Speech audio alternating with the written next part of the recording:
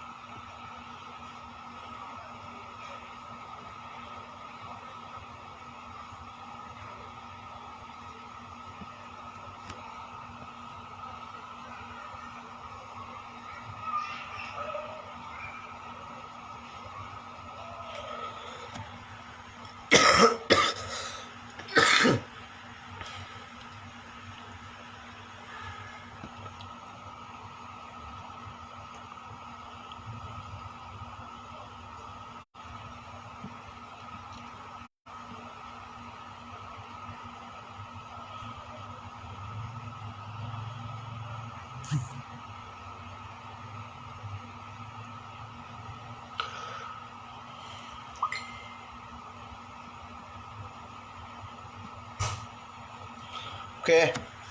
โอซูลาก่อนเนาะอยู่กับပြန်เลยจัดกันนะ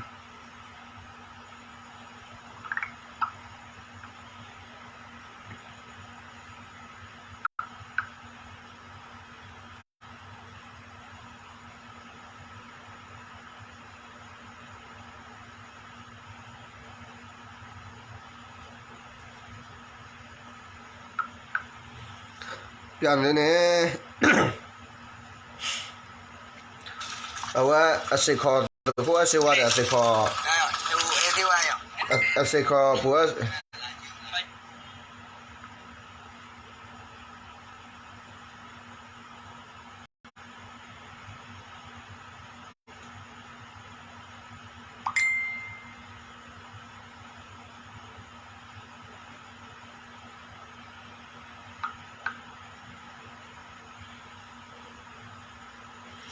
อาศัยคอตัวพวก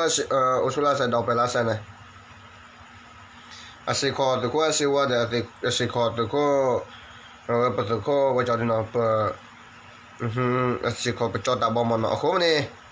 ว่าขี้อันเนี่ยอาศัยคอเนี่ยยังไงดอกเตะตะกรุดเช่นอาศัยคอไปตัวพวกเนี่ยยังกี่อาศัยคอได้ยังเนาะ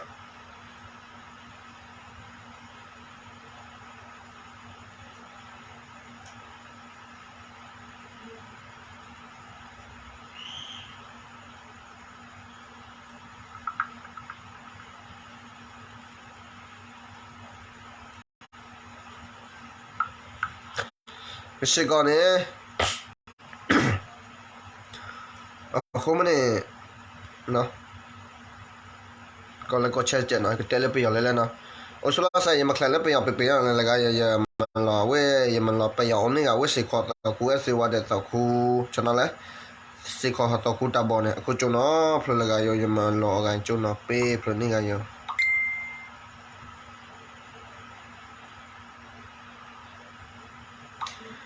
အခုကျွန်တော်ယမန်ဒဝိုင်နော်လကားရောကြည့်နေတယ်မပြောဘူးနော်ကျွန်တော်တို့ဘူကြားလဲဘူအစေဝါစေခေါ်နဲ့ခွေးနှကောင်နဲ့ကျွန်တော်တို့ဘူတာဘောစေခေါ်နဲ့ခွေးနှကောင်နော်ဒီခွေးနှကောင်နော်လေအားရဟိုအေးသေးဝါရအဲ့မင်းတို့လုံးဝကနန်းလာကြည့်ပါကြည့်ပြန်ကြည့်ရလုံးဝပါပြီလာခဲ့အောင်စောင့်နေသေးလား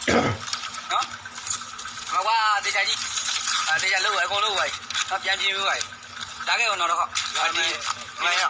ဒီကဘာလေးရင်တက်လာခဲ့တေချာလေးတက်လာခဲ့ဝေးပြီးတော့တက်လာခဲ့ဒီကလက်တယ်ဒီဘက်ပြန်လက်အဲ့ရဟိုလေးမင်းတို့ရှာယူလာတဲ့ရှောက်ကောင်မှာတေချာမီးရှို့ပေးတာကြာမမငါတော့ခွက်လဲတေချာကြည့်တော့အမကြည့်အောင်မှတ်အောင်မပပအောင်မှတ်အောင်ဒီက6ရောက်ပဲယူလာတော့ရ6ရောက်လည်းပဲရှိသေးတယ်လားတော့မငါတို့မျက်မြင်ကိုတွေ့6ရောက်ပဲရှိသေးတယ်လာခဲ့ဦး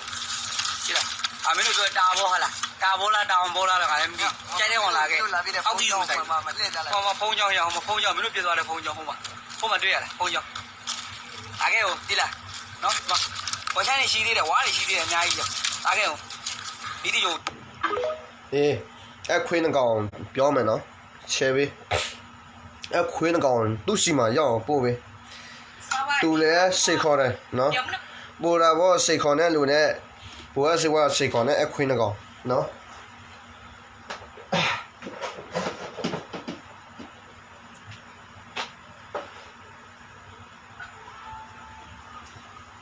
နော်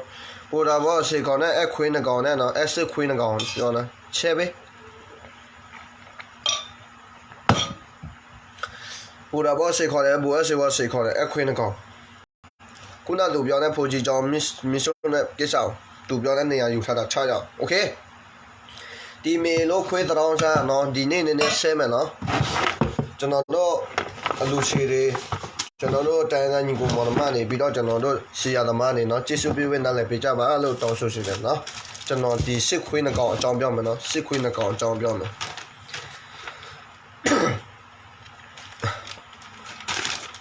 ပါလဲနင်ခမရပြောနေပါလဲနင်းနဲ့ငါနဲ့တွေ့ပြီးမှလိုက်တော့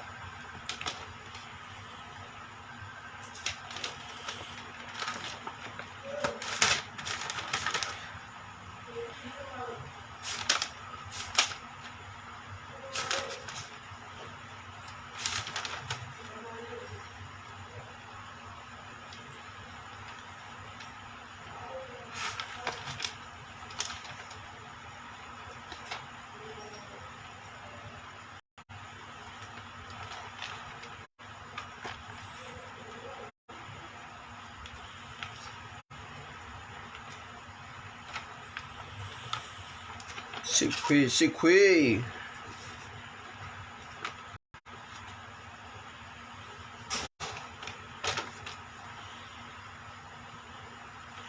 အဲ့စစ်ခွေးနှကောင်အကြောင်းပြောမယ်7နော်ခဏဆောင်ဒီမီလို့ခွေးတော်စားမီ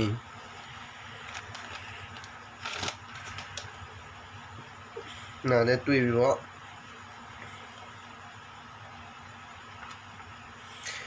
ပူတာဘောစီခေါ်တယ်တဲ့ဘွဲစီဝါစီခေါ်တယ်တဲ့အဲ့နှကောင်စနော်အခွေးနှကောင်တေးရှိနေတယ်အခွေးနှကောင်ငါမျက်နှာတေချာမှတ်ထားနော်ငါပြောထားမယ်โอเค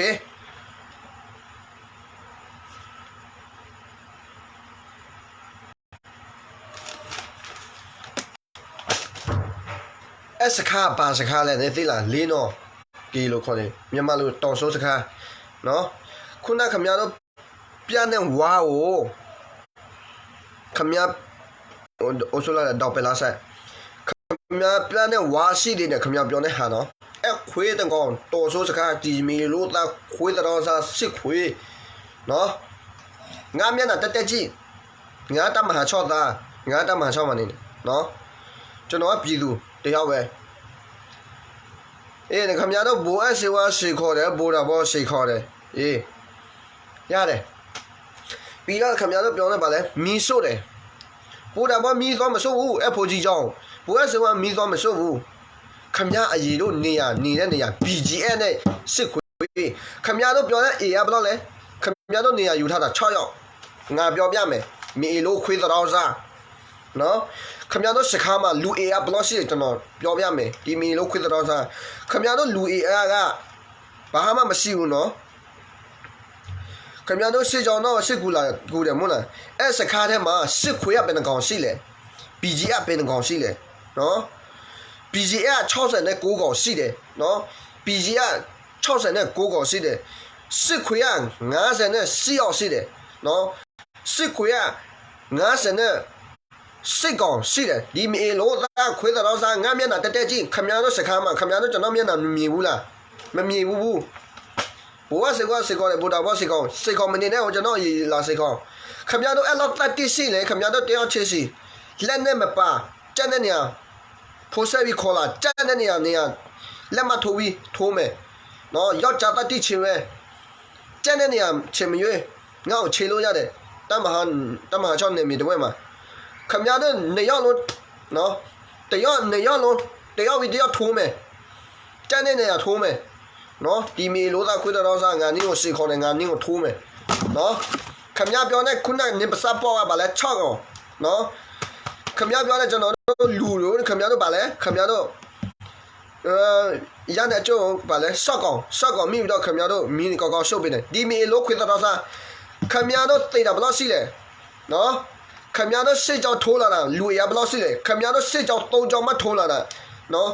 စစ်ကြောင်3ကြောင်ထိုးလာတာ190ပဲရှိတယ်နော်စစ်ကြောင်တကြောင်ဆိုတာလူအေယာဘယ်လောက်ရှိလဲခုနေရရှိရမှာ你都吃亏皮到吃亏无不得地了，吃亏路也地了，吃亏也找地了，喏，看不见都路也把妈妈洗过，比较所谓，BGA 超生的高高是的，是看的嘛，当初是看的嘛，比较所谓俺是，你看不见都路苗吃亏嘞，俺是吃高是的，看不见都高楼就喏，你都是对下比啥呗，看不见都那边没地了，都苦是的，那没干的哦。他们都不打包的，不是说那吃口的没太大哦，这喏那是拉比吃口太大了，喏，没面我们来回头嘛所以来的没面哦，他们那个这喏那来的面嘞，喏，是喂，吃亏那个当初是看嘛，对面你他们都是看当初是看，但是我个没带开嘛，他们都亏得到啥笔记，的当初有啊那哦都要。แต่ละมวยท่าเลยขมยาต้องมวยท่าแต่ละตัวย่อสิเลยขมยาต้องตีละขมยาต้องเชื่อจะนอนตรงละอ่ะเนาะอยู่แท้มาขมยาต้องมวยซาตาคุยตลอดซาขมยาต้องคุยคลีมวยละคุยคลีเป็นกองสิเลยต้องกองสิเลยตอนสู้บีตอนสู้อยู่แท้มาสิคุยโลนั้นรู้ว่าแต่ละตัวย่อสิเลยปีเจมวยซาตาปีเจมวยซาตาเลยสิคุยมวยท่าเลยมาဒီစခါတက်တဲ့တော့ကတော့ तू ကခမရတော့စီမှာတတေပို့တာเนาะ S တလာတော့ရောက်မှာအခုစီးနေနေတယ်เนาะအခု तू ရွာထဲမှာမရှိတော့ဘူးပဲသွားတယ်မသိဘူးเนาะ तू များမတွေးတော့ဘူးเนาะ ME လို့သား3កော်လဲเนาะခွေးကလေး3កော်ရှိတယ်အဲ့ထဲမှာကျွန်တော်ပြောတာပဲငါမျက်နှာသေချာကြည့် S ခွေးစစ်ခေါ်တာเนาะ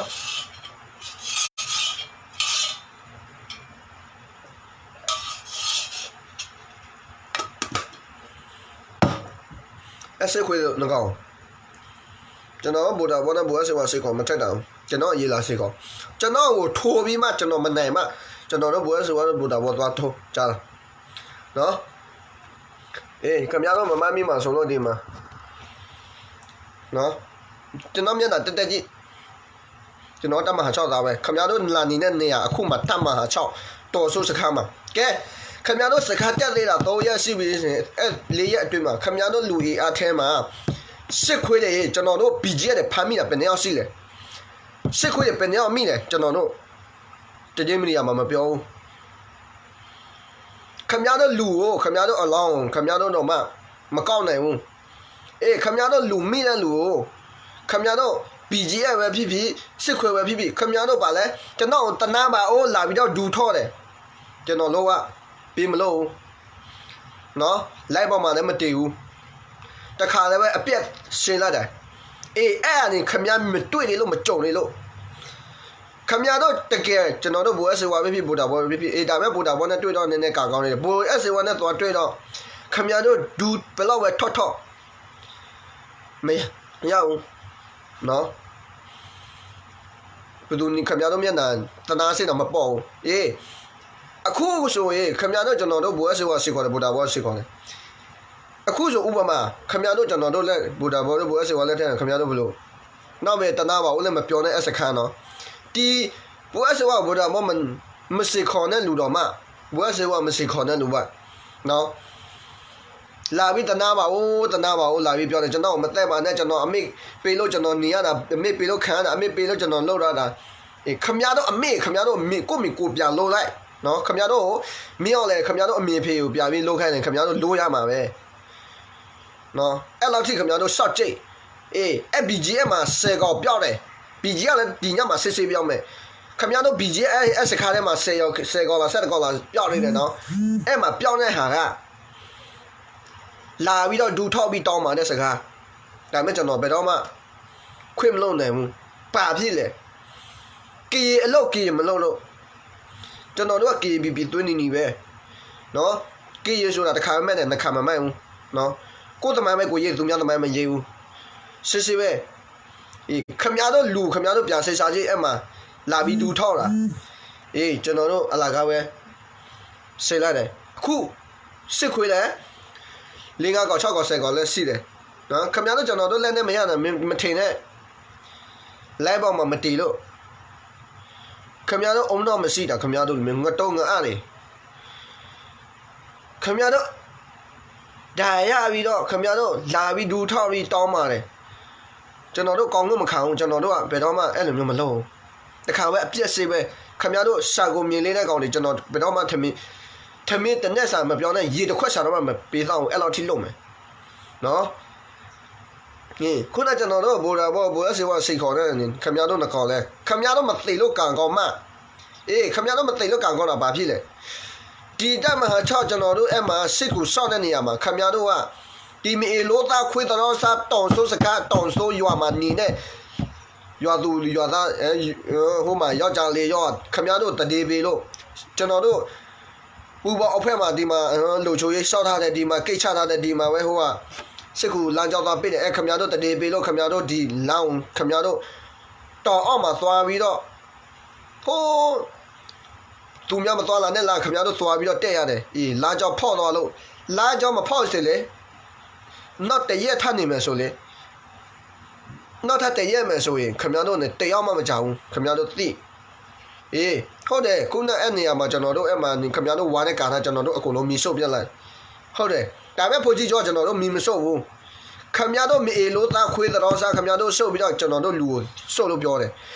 ခင်ဗျားတို့လေပြာနဲ့လာကျင်ပြီးတော့ခင်ဗျားတို့အဲ့မှာထိတယ်ခင်ဗျားတို့ကိုလူပြထိတဲ့လူလည်းရှိတယ်လေခင်ဗျားတို့ဖိုးကြီးကျော်ထိတယ်အဲ့ကျွန်တော်တို့လာပြောတယ်သူရဲ့ကောပူပေါ်ဖွဲ့လို့နော်ဘူအစေဝပူပေါ်ဖွဲ့ပူတာပေါ်ပူပေါ်ဖွဲ့မီဆုပ်တာကျွန်တော်တို့ဘယ်တော့မှအဲ့လိုမျိုးကောက်ကြည့်ရုံမှမရှိဘူးဖေးနေကမှမဆုံးခင်ဗျားတို့နေကတဲ့ခင်ဗျားတို့ဘယ်နေကမဆုံးခင်ဗျားတို့လူမျိုးကောက်ကြည့်ရုံမှစစ်ဘယ်နေကမှမရှိဘူးခင်ဗျားတို့လူမျိုးတစ်မျိုးပဲရှိတယ်နော်ဒီမီလိုသားခွေးတောင်စားကျွန်တော်မျက်နှာတက်ကြည့်ခင်ဗျားတန်းတဲ့နေရာစစ်ခေါ်ထုံးလျောက်ကြတတ်ရှိတယ်မဟုတ်လားမွေးတဲ့နေ့တိတ်တဲ့နေ့ပဲအဲ့လိုအဲ့စကားမှာသွားတဲ့ဘာဖြစ်လို့ခင်ဗျားတို့ဟိုးနောက်မှာပြပြီးတော့ပုံနေတယ်လေခင်ဗျားတို့ပြာမင်းကြီးလဲခင်ဗျားတို့လူဟုတ်လားမဟုတ်လားသူများအဲ့မှာဒူးလာထောက်ပဲနေရောက်လဲပြာပြီးစေးစားဘီကြီးကလည်းလာပြီးဒူးထောက်တယ်ပဲနေရောက်လဲပြာပြီးစေးစားနော်ခင်ဗျားတို့ကားပဲနေစီပြောက်လဲပြာပြီးစေးစားပြာပြီးလဲလာဦးခွေးတော်စားမီလိုသားခင်ဗျားတို့တတိပေးတဲ့လူတွေမီလိုသားခွေးတော်စားအဲ့တလာတော့ရောက်မရှိဘူးလေခင်ဗျားတို့သိပြီးမှလိုက်တော့ခင်ဗျားတို့မျက်နှာကြည့်ထားအဲ့နော်ကျွန်တော်တို့တဲသားညီကိုမော်တော်မသူရဲ့ကောင်းနေပူပေါ်အဖွဲ့တော့ဘူအစေဝဲဘူတာဘောဝဲတခြားတိုင်လာလည်းနဲ့ကြိုင်တယ်ဖြစ်အဲ့ခွေးတော်စားနှကောင်အဲ့တော်ဆုစကားမှာကျွန်တော်တို့ဘူအစေဝဘူတာဘောစိတ်ခေါင်းနဲ့အဲ့နေရောက်သူမျက်နှာကြည့်ထားလာမဲ့နောက်နေခင်ဗျားတို့ထေးတာခင်ဗျားတို့ကျွန်တော်တို့နေမီမှာနေရမယ်လို့နေစုတောင်းနောင်ဘဝနော်တွေ့မှာနော်တွေ့မှာလာပြီးဆိုတောင်းမှာပါလေလို့မပြောနဲ့နော်အမစ်ပေးပါလေလို့အမစ်တနာပေးပါလို့လာပြီးမပြောနဲ့ကျွန်တော်မျက်နှာလည်းတက်ကြည့်ထားနော်ခုနကျွန်တော်ပြောတဲ့ဟာပဲဘူအစေဝါနဲ့ဘူတာဘောသွားစိတ်ခေါ်လက်တိမမြောက်ဘူးနော်လက်တိမမြောက်ဘူးကျွန်တော်အရေးလာစိတ်ခေါ်နော်ကျွန်တော်လည်းတမဟာ6တယောက်ပဲနော်ကျွန်တော်လည်းပြည်သူတယောက်ပဲနော်လက်မထိုးပြီးတင်မရှိနော်ထိုးမယ်နေရောက်တခါပဲထိုးမယ်နော်ဒီမီလို့သာခွေးရဆော့ကြည့်ဆော့တဲ့ခွေးပစားပေါ်ထွက်လာနေမီလို့သာသေကလေးကမွေးကလေးကသေရမှာနေလို့လူမျိုးတွေနော်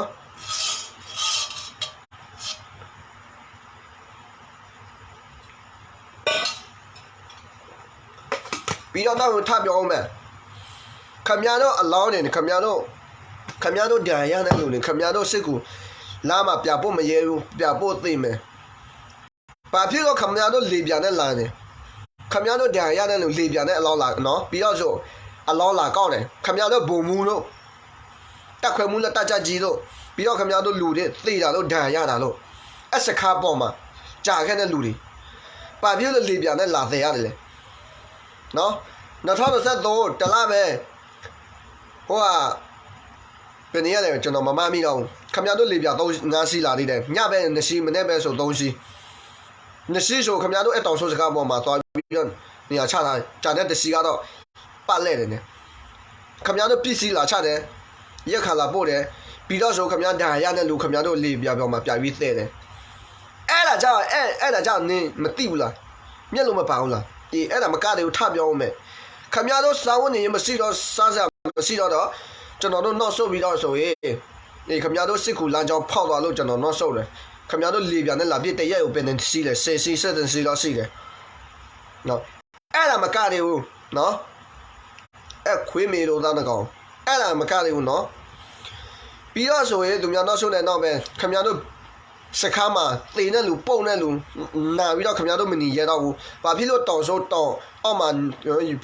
ရွာထဲမှာသွားနေရလဲရွာထဲမှာစေပြီးတော့ဗာလဲ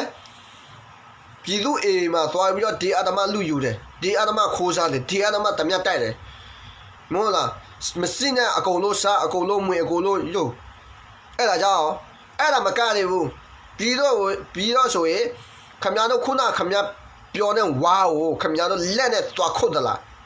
ထပြောအောင်မယ်ခင်ဗျားတို့ပြည်သူသွားပြောပြီးတော့နော်ဝါနဲ့ခုတ်ခဲတယ်ခင်ဗျားတို့အဲ့တောင်ဆိုးစကားအုတ်ချုပ်ရည်မှုတို့ဥက္ကဋ္ဌတို့ခင်ဗျားတို့သွားပြောလိုက်တယ်ခင်ဗျားတို့ပါလေရက်ခါသွားတောင်းစားလေးစာတွေစီးတယ်အုတ်ချုပ်ရည်မှုဥက္ကဋ္ဌစီမှာခင်ဗျားတို့သွားတောင်းလိုက်တယ်ဥက္ကဋ္ဌခင်ဗျားတို့ခင်ဗျားတို့စီးတယ်စာတွေပေးလိုက်တယ်နော်လာပြီးကျွန်တော်လာပြီးမတုံနဲ့နော်ခင်ဗျားတို့လိုမျိုးတိုးတာမဟုတ်ကျွန်တော်တို့ကပြည်သူနော်အဲ့ဒါမကလည်းဘူးပြီးတော့ခင်ဗျားတို့အဲ့တော်ဆိုပြည်သူပြည်သားကိုသွားပြီးတော့ရှားတယ်စီတယ်ကြက်တယ်မရှိနဲ့တရားဓမ္မလူယူပြီးတော့ရှားတယ်တောက်တယ်အဲ့ဒါပြည်သူစိတ်မရှိတော့ဥက္ကဋ္ဌစီတွေးမှုစီမှာသွားပြီးတော့လူတော့တောင်းစားရရတယ်လေနော်အဲ့ဒါမကလည်းဘူးခုနခင်ဗျားပြောနေဝါရှိတဲ့စကားကိုခင်ဗျားဝါပဲနဲ့ချောက်သွားခုတ်လေဝါသွားခုတ်မရဲဘူးအပြေတော်မှမထွက်ရဲဘူးခင်ဗျားတို့အဲ့ထဲမှာပဲနေလေစကားထဲမှာတော့နာပုတ်ပွားခင်ဗျားတို့စကားထဲမှာနာတယ်ပုတ်သိနေလို့ပုတ်ပဲခင်ဗျားတို့မနေရရွာမှာလာနေတော့အပြေမထွက်ရဲသူများအိမ်မှာလက်ပုံးနေလက်ခိုးနေတခိုးကြပိုးတွေငစုံငတုံငပြုတ်တွေနော်စောက်ကြမလုံးနဲ့ဖေးရမနေနဲ့လိုက်ပေါ်မှာတကယ်လက်တွေ့လို့နော်ကျွန်တော်တို့ကတခါပဲမဲ့တယ်တခါမမိုက်ဘူး TBB သွေးနီပဲနော်ခုနကကျွန်တော်ပြောတယ်ဘိုးတာဘောဘွဲဆင်မစိခေါ်ကြပါကျွန်တော်ရေးလာစိခေါ်ပြည်သူကိုလာပြီးစိခေါ်လက်နဲ့ချင်းမပါဘူးကျန်တဲ့နေရာဆွေးနော်လက်စိခေါ်လဲရတယ်ကျန်တဲ့နေရာချင်းနော်ခမရတဲ့နေရာကျွန်တော်တရားပဲပြည့်မယ်ကွာအဲ့လိုတိတိရှိတယ်မွေးတဲ့နေ့သေတဲ့နေ့ပဲကျွန်တော်တို့ကတိမ်မှာမကြောက်တိမ်မှာကြောက်မှဆိုမွေးကလေးကလူဘဝမဖြစ်လာဘူးနော်ဒီကပါလူမျိုးလည်းနေခင်ဗျာသိလားအဖိုးစော်ဘာကိုရက်သွေးလာနဲ့သွေးလာတာနဲ့သွေးနဲ့ပြတာနဲ့သွေးပဲအဲ့ဒါယောက်ျားတတိနော်ကျွန်တော်တို့တောင်းလာရင်လို့လားလေကျွန်တော်တို့ခင်ဗျားတို့တောင်းလာတာကျွန်တော်တို့ခင်ဗျားတို့လူမျိုးမိုးတော့မိုးဆက်နိုင်မိုးလားအေးကျွန်တော်တို့လည်းခင်ဗျားတို့ကျွန်တော်တို့စိတ်ခေါ်လဲကျွန်တော်တို့ခင်ဗျားတို့ပြပြီးစိတ်ခေါ်အေးလာပြီးဒူးထောက်ပြီးမတောင်းပါနဲ့နော်ခုနခင်ဗျားပြောတဲ့ဝါကိုဆက်ပြီးပြောမယ်အဲ့ဝါကိစ္စကိုခင်ဗျားတို့ပြည်သူပြောတယ်ဝါသွားခုတ်ပြီးဝါမခုတ်ပြီးဘူးဆိုခင်ဗျားတို့ကိုပြည့်မဲ့တက်မဲ့ခင်ဗျားတို့ချိန်ချောက်တယ်အေးပြည်သူကကြောက်လာပြီးတော့ဝါသွားခုတ်ပြီးတယ်အေးခင်ဗျားသွားခုတ်တဲ့ဝါကိုပထမအဆိုတခါမအောင်မြင်ဘူးပြည်သူသွားခုတ်တယ်ပြည်သူမီးသွားဆုပ်တယ်ဘယ်သူမှမပေးဖို့မီးဆုပ်လိုက်တယ်နောက်တစ်ခါအခုမှခင်ဗျားတို့ဝါတဲ့ပြည်သူသွားခုနဲ့ဝါပြီးတော့ခင်ဗျားတို့အဲ့မှာစခါသွားပို့ခဲ့တယ်အခုမှစောက်ကြလိုက်ပေါက်မှာဝါခုတ်တဲ့ပါတွေညတွေလာပြီးတကားတွေလှုပ်နေတယ်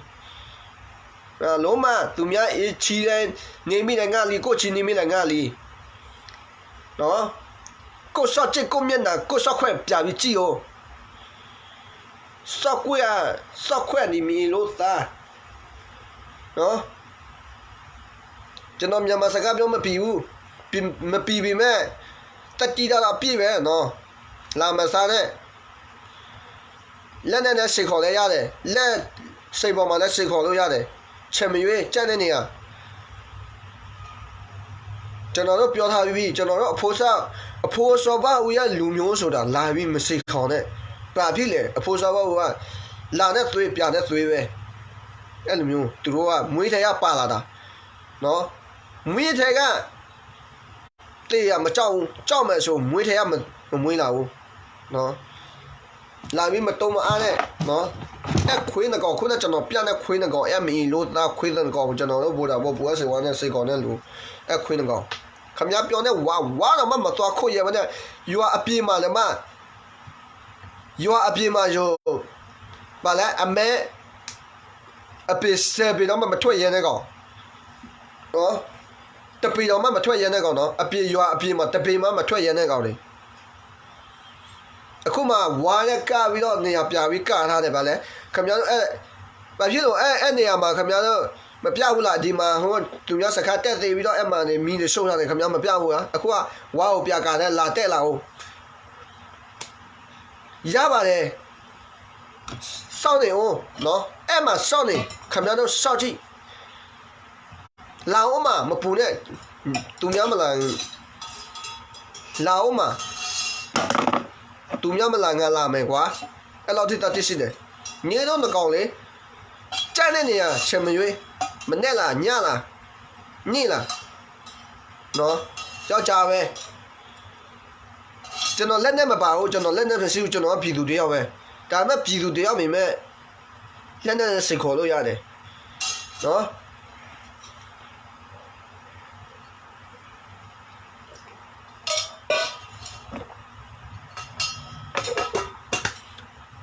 လက်နဲ့စိတ်ခေါ်လို့ရတယ်လက်တီနဲ့စိတ်ခေါ်လို့ရတယ်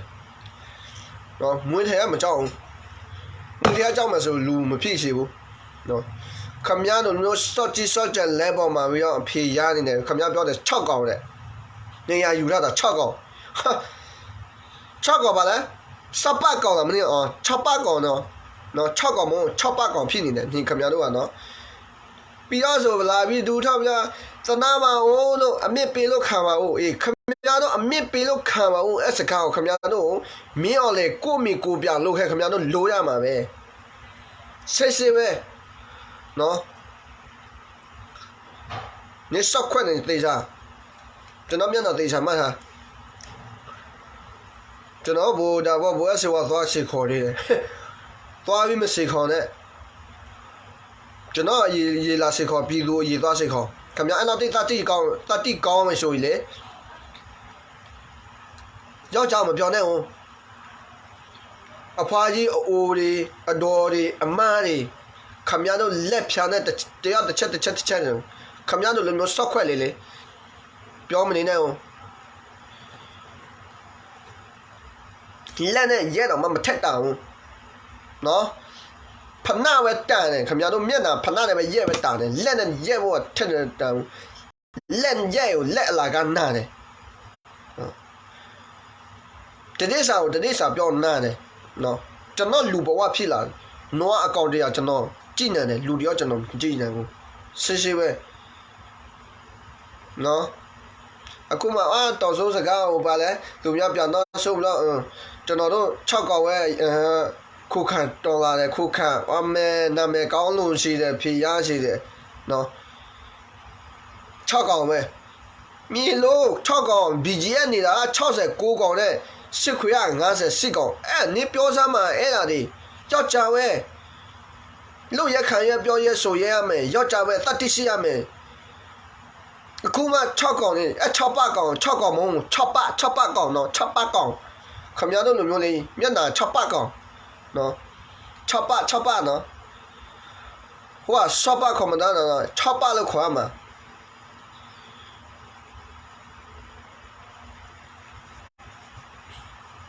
ခမရတို့ဒလာစီလို့ခမရတို့မွေးစားသားခွေးတော်စားခမရတို့ခွေးပြောခွေးနာတယ်နော်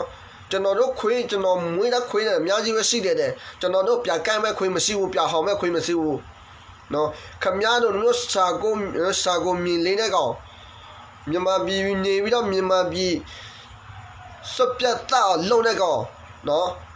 ခုနခမရပြောတဲ့ကျွန်တော်တို့မီဆိုးတာဖိုးကြီးကြောင့်မီဆိုးတာဘယ်တော့ရှိလို့လဲခမရတို့မီဆိုးတာတက်ဖြတ်တာပဋိကျိတ်တာတီလာစေပဋိကျိတ်လာဘာလို့လဲခမရတို့လူမျိုးပဲခမရတို့စိတ်ဓာတ်ပဲရှိတယ်နော်ဖိုးကြီးကြောင့်မင်းဆိုခရစ်စာကြောင့်မင်းဆိုပြီးတော့ဆိုဒီအဒမလူယူတာတခိုးလက်တမြတ်တန်လက်တက်လက်ဖြတ်လက်ပဋိကျိတ်လိုက်ခလေးအစလူကြီးအစိုးခလေးအစိုးလူမျိုးမရွေးဘာသာမရွေးခမရတို့မလုပ်ရတာတခုမရှိခမရတို့အကုန်လုံးတယ်ခမရတို့လူမျိုးပဲရှိတယ်နော်ကျွန်တော်တို့လူမျိုးမရှိဘူးမီဆိုတာရဲ့ဖိုးကြီးကြောင့်ကျွန်တော်တို့မီမဆိုးဘူးခမရတို့ဘိုးလာကြိုက်တာထိတာတို့ခမရတို့လူဆိုတာတို့အဲ့ဒါတော့ရှိတယ်နော်ခမရကြည့်ဗီဒီကျွန်တော်တို့ဗီဒီယိုဖိုင်အကုန်လုံးရှိတယ် နော်မရှိတာတခုပဲမရှိတာတခုကခမရတို့ BGN နဲ့ခမရတို့ငွေစားတာ BGN နဲ့ဒီစစ်ခွေလာပြီးဒူထောက်တာကျွန်တော်တို့တနာပါအိုးတို့ကျွန်တော်တို့ခမရတို့နဲ့ပြပြီးရတည်မယ်ခမရတို့ပြပြီးဟိုကပြပြီးတောင်းလာမယ်ပြည်သူပဲပြရတည်တယ်အခု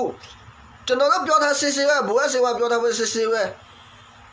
ကျွန်တော်တို့မတက်ခင်မှာတက်ပွဲမဖြစ်ခင်မှာလာပြီးပေးကျွန်တော်ပဲနေကမဆိုကျွန်တော်စစ်ကိုရမယ်စစ်ကိုမယ်ဒါပေမဲ့ဒီကြီးကိုမှလာပြီးတောင်းပါတယ်ဆိုနော်ဘောကမှပြပြီးစိတ်လာအဲ့ဒါစစ်စစ်ပဲအခုမှခင်ဗျားတို့အဲ့မှာထဲအဲ့တက်ပွဲထဲမှာခင်ဗျားတို့ပြပြီးခင်ဗျားတို့အလောင်းခင်ဗျားတို့တုံငယ်ကြီးခင်ဗျားတို့ပြပြီးလေးလာပြပြီးသုံးသပြပြီးစေစာကြီးလဲဒူထောင်းတဲ့လူရှိလားမရှိလားနော်ကြီးတော်မှတတော့မကိုဘူးအရော30ကျော်ကိုသွားတယ်နော်လာပြီးဒူထောက်သွားတာ BG ရဲ့ရောနော် BG ရဲ့လည်း KE လူမျိုးပဲဒါပေမဲ့ KE လူမျိုးအလုပ်မလုပ်တော့ကျွန်တော်တို့ကတော့နော်ဘောမှတက်ရှိဘာဖြစ်လဲခမရတို့ကားအောင်မပြောဘူးလားနော်ကာခုမှပါစောကြီးနော်အဲ့တော့မတက်ပွဲထဲမှာထားလိုက်ပါတော့တက်ပွဲထဲမှာနော်ဒါမဲ့ခုနကျွန်တော်ပြောတဲ့ဟာပဲခမရတို့ဝါသွားခိုးတာဗာလဲဝါပြနေတယ်ဝါတချောင်းမသွားခိုးဘဲနဲ့ဖေရနေတယ်လိုက်ပေါ်မှာသူများသွားခုတ်ခဲ့တယ်မခုတ်ရတော့သူများချိန်ချောက်တယ်ပြစ်သက်မယ်မိစုမယ်ခမရတို့ပြောတယ်ဗာလဲခမရတို့ဝါမသွားမခုတ်ပြီးရွာထဲမှာပြမနေရွာထဲမှာပြမနေခမရတို့အိမ်မှာမိစုမယ်ပြည်သူသွားချိန်ချောက်တယ်အဲ့ဒါယောက်ျားတတ်တိမဟုတ်ဘူးပြည်သူကဘာမှမရှိဘူးဘာမှလည်းနဲ့မရှိဘူးမနဲ့လို့မနဲ့စားနဲ့လို့မနဲ့လို့ညစားမနဲ့ညလို့မနဲ့စားအခုဒီနေ့ပါလားမသိဘူးဒီနေ့ပါလားခင်ဗျားတို့အဲ့မှာတမဟာချောင်းမှာဖျားလို့ရှူကြအစစ်ကြီးဖက်မှာပြည်သူနေအောင်ပြစ်တက်သွားတာစေစာကြီးလည်းအဲ့ဒါတွေဘာမှအပြစ်မရှိတဲ့ပြည်သူသွားပြီးပြစ်တက်တာလက်နဲ့ချစ်ရှိတယ်လက်နဲ့ချစ်သွားတိုက်ပါလားလက်နဲ့မတက်ရတော့အဲ့ဒါသွားတက်တာအဲ့ဒါပါဆောက်ကြည့်လေအဲ့ဒါမကဘူးခင်ဗျားတို့ကျွန်တော်တို့လာပြီးပါနဲ့ကြိုင်တာလေပြာနဲ့လာကြတယ်ကြက်လီနဲ့လာကြတယ်ထားလိုက်ပါတော့အဲ့ဒါတွေအဲ့တော့မှလာကြပြီးတော့ခင်ဗျားတို့လာဒူလာထောက်တဲ့လူလည်းရှိနေတယ်အေးလာထောက်တဲ့လူလည်းနော်ဘောမှသတ်စီပြီးရောနော်ညမျက်နှာတေချာမှဒီမီလို့တော့ခွေးတော်စားအခွေးနှကောင်နော်